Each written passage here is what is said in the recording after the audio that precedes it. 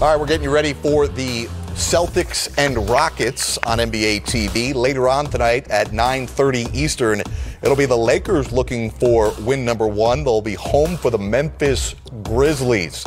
LA has struggled on both ends of the floor through their first two. Plus, there's a little drama in their second game on Friday night with Anthony Davis and Dwight Howard. Let's get you set for the Grizz and the Lakers. Time for some funky cold Medina. That is Mark Medina from NBA.com. You like that one, Smitty, didn't you? I did. Yeah, okay, good. Mark liked it too. Yeah, well, there he goes. Mark Medina manning down our LA bureau, our West Coast bureau for NBA.com. Well, Irvin Johnson is tweeting that this is going to be the best game of the season for the Lakers tonight. Before we get into what they have to do against the Grizzlies, let's revisit the Anthony Davis, Dwight Howard saga. What's the reaction coming out of L.A. after we saw some heated moments on the bench between the two bigs? Well, Jared, first of all, love the nickname. I think it's a really encouraging sign that we're getting along much better than Anthony Davis and Dwight Howard are. But they both maintained after the game that they were able to clear the air as soon as that timeout ended. In the second half, Dwight Howard, approached AD in another following timeout, was high-fiving him. So in their minds, they both said it's over. Russell Westbrook said after Saturday's practice that it was such a non-issue that the team didn't even address it. And look, time will tell. I mean, when you look at the history of the NBA, I can't really recall any other incident where you saw a teammate pushing another teammate on the bench because of a disagreement over a defensive scheme. But I've also never seen, such an incident get rectified in a public setting so quickly. But with the Lakers, their issues go beyond that. I mean, they're not on the same page offensively, defensively. They're trying to integrate Russell Westbrook. And while I trust that everyone has the right intentions with everything, the reality is it's a lot with integrating 11 new players and also dealing with a number of significant injuries at the wing position. I think one of the big topics this offseason about Anthony Davis was he has to be in the MVP conversation for the Lakers to achieve their championship aspirations. But also within that was which position would he play? In prior years, in his first two in LA, Lakers came out as an organization and said, listen, he's playing the 4, and ultimately he would play big minutes at the 5. But now in the preseason, we saw a lot of them at the 5. They bring in DeAndre Jordan. They bring back Dwight Howard. Is there an identity crisis right now for Anthony Davis? What's interesting is I don't think there's an identity crisis as far as who he is as a player. I think that he's confident. He's shown that he can do that. But I think there is mixed messaging as far as to what degree he's going to play center. I mean, he went out at media day saying that he's going to play that position. He now embraces it. But then Frank Vogel backpedaled a little bit and said it's probably going to be like what it was 2 years ago, where it was more center by committee.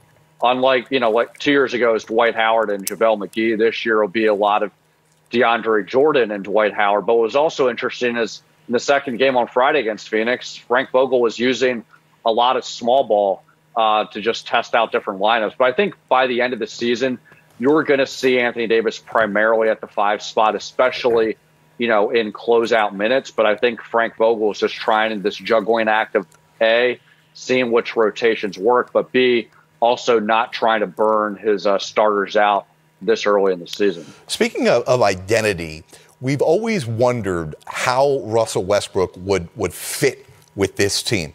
And I'm just over here scratching my head wondering why people think that he's going to be a totally different player from the last decade plus in the NBA. The guy's not a three-point shooter, and he's a turnover machine. So I'm curious what they're going to be able to do to incorporate his strengths that seem to be a duplicate often of what some other parts do on that roster.